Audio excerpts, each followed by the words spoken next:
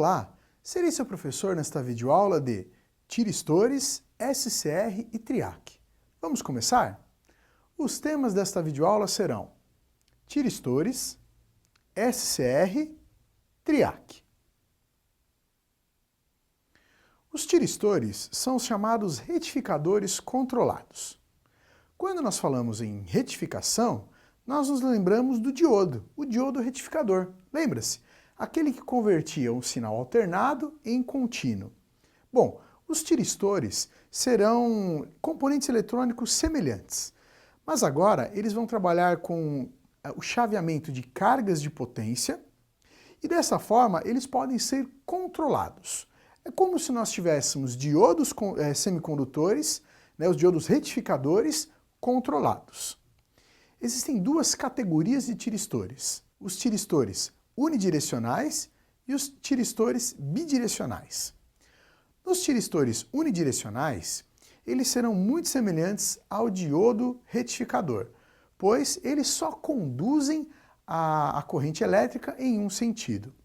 Já o tiristor bidirecional, ele tem a possibilidade de condução em ambos os sentidos, portanto será utilizado em corrente alternada. Veja só alguns exemplos de tiristores. Alguns encapsulamentos, como esses aqui de baixo, são muito semelhantes a outros dispositivos que nós já vimos, como os transistores, os reguladores de tensão. Já esses demonstrados aqui em cima já são para potências mais elevadas. Por muito tempo, os tiristores foram utilizados apenas no chaveamento de motores elétricos. Mas hoje em dia, os tiristores já são utilizados em diversas aplicações, até mesmo nas residências, para o chaveamento de iluminação ou outras cargas em corrente alternada. É o dispositivo ideal para nós colocarmos como interface de uma carga de potência e um sistema de controle que tem uma eletrônica muito precisa e de baixa tensão, como um microcontrolador ou uma placa eletrônica. Vamos então falar dos tiristores unidirecionais, e nesse caso são os SCRs. SCR é uma abreviação de um termo em inglês, que significa retificador controlado de silício. Portanto, é uma tecnologia de semicondutor. Veja só a simbologia. A simbologia é muito parecida com a do diodo retificador. Na verdade, até os terminais de anodo e catodo obedecem o diodo retificador. Porém, nós temos aqui um terceiro terminal, que é o terminal de gate, que nós chamamos de porta ou gatilho.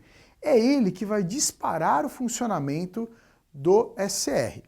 Então, o SCR é um diodo que conduz de um lado e bloqueia do outro, mas para entrar em funcionamento ele precisa ser acionado pelo gate. É um diodo sendo acionado pelo gate. Vamos observar agora a curva característica desse SCR, e isso vai trazer para nós o funcionamento dele, ou como nós vamos projetar uma aplicação e colocá-lo em funcionamento. Vejam só, aqui no nosso eixo horizontal nós temos a tensão entre anodo e catodo, e no nosso eixo vertical nós temos a corrente de carga.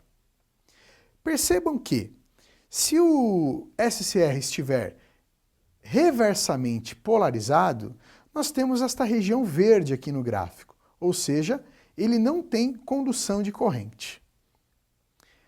Já no lado positivo, se nós aplicarmos uma tensão e deixarmos diretamente polarizado, nós teremos essas duas regiões, a região em vermelho e a região em azul.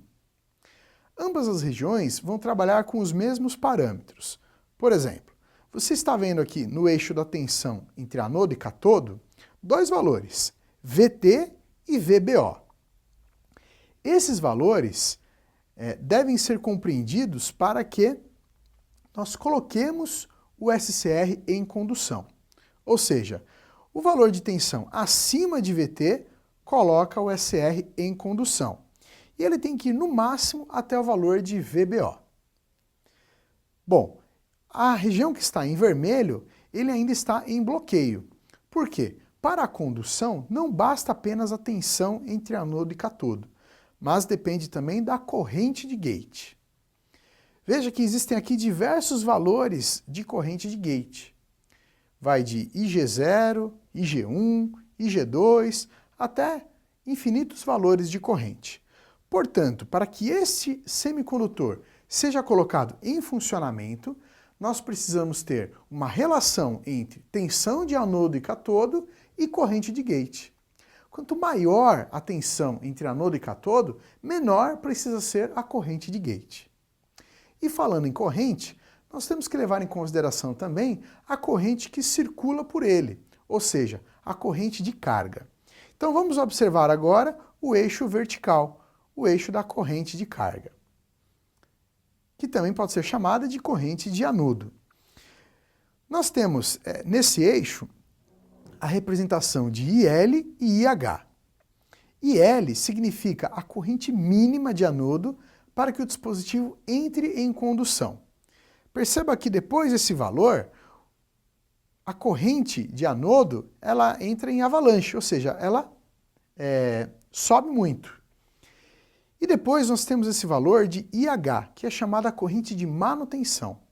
Se a corrente de anodo ficar abaixo dessa corrente de manutenção, o dispositivo é desligado. Veja quantos fatores são levados em consideração para o funcionamento deste tiristor. Vamos agora falar do outro tiristor, o tiristor bidirecional, que é o triac. O triac seria o triodo de corrente alternada. Por que triodo? Porque ele também pode funcionar nas três regiões. Ele pode estar em corte, em saturação, e ele pode estar também reversamente polarizado.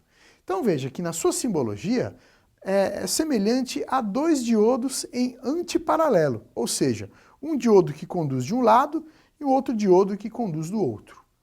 De mesma forma, nós temos o terminal de gate, a nossa porta ou gatilho. Como o triac não tem polaridade, então nós não podemos dizer que ele tem anodo e catodo, mas nós vamos chamar de anodo 1 e anodo 2. Veja a curva característica do triac. É idêntica ao SCR, mas agora nós temos também o comportamento do outro lado do semiciclo. Ou seja, não existe mais o reversamente polarizado. Existe o semiciclo positivo e o semiciclo negativo. Em ambos os casos, os parâmetros são idênticos. Nós separamos alguns links para você conhecer mais sobre o assunto desta videoaula. Não deixe de acessá-los em seu ambiente virtual. Foram separados dois links, um que fala exclusivamente sobre SCR e o outro que fala exclusivamente sobre triac. É muito importante você acessá-los, porque assim você conhecerá mais sobre aplicações práticas dos tiristores. Bom, pessoal, espero que esteja claro o assunto tiristores, SCR e triac. Caso ainda fique alguma dúvida, assista novamente esta videoaula. Até a próxima!